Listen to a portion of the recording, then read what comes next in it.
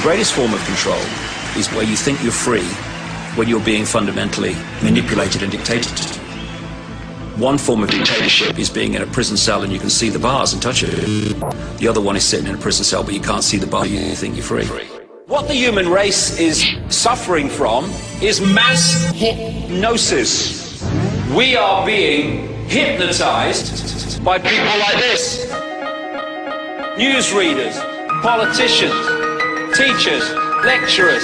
We are in a country and in a world that is being run by unbelievably sick people. The chasm between what we're told is going on and what is really going on is absolutely enormous. Here is Diawara.